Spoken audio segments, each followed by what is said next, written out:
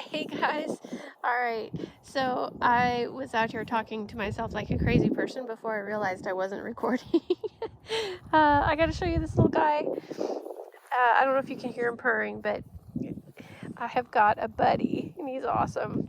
I wanted to show you. I was saying when I'm out and about, a lot of you guys are saying how much you're enjoying the garden posts and you're even learning some stuff, but so I thought instead of doing big, long, wordy posts like I've been doing, I might try to do a few more videos because I absolutely love sharing this with you, and hearing that a few of you are enjoying it as well just makes my day. So today, thanks to Charlie, Charlie dug my holes for me, and that saved me so much time. I got so much more done because of that.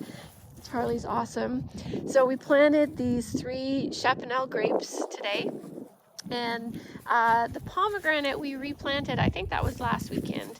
And it's cold hardy, but it's probably the most sensitive to cold of all the fruit trees. And because it's just so new, I just thought I would go ahead and wrap it for now.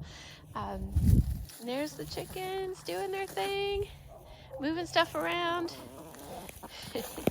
I love hearing them talk while they're scratching around.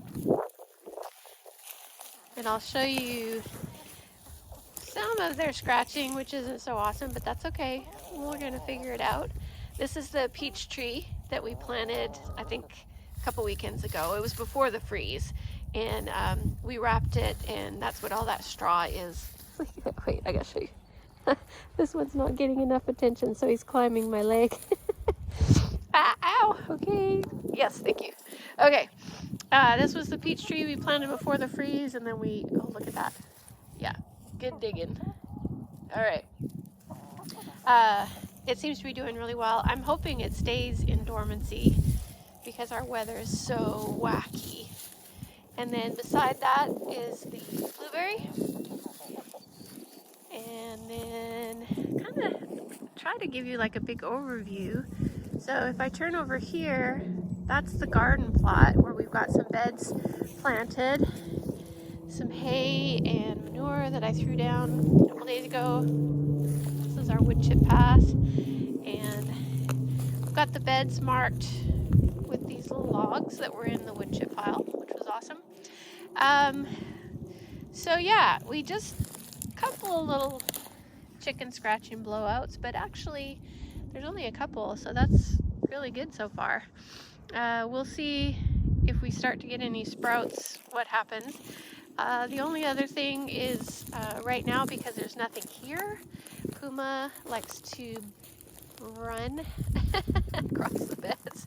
So there's a few dog paw prints, but that's all good. I don't know, I really like the idea of the animals being in here, and that's the whole point. This is supposed to be really natural. So we'll figure out any challenges that come up, we'll figure it out. Then over here, so this is the Nestle plum that we also planted before the freeze. It also seems to be doing really well. It got wrapped for the freeze, the hard freeze. Then right after we planted this Durham, I think it's called Durham raspberry. Still with me. And then we planted this heritage raspberry today, just now, and this other Durham raspberry. So we have 3 raspberries over here.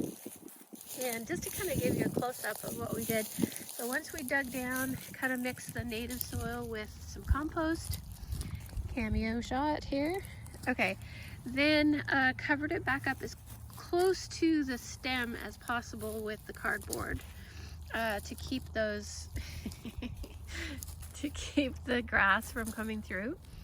Then piled some wood chips around, kind of creating a little bit of a bowl. Let's see if I can go over here. Creating a little bit of a bowl.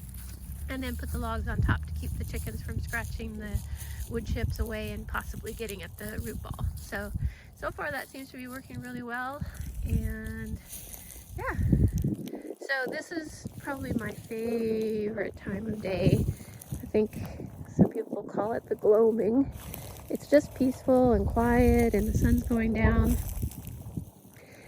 And this is why I enjoy being out here so much. So the one thing I didn't get done was this bed is not quite finished. I don't know if I can back up a little bit so you can see.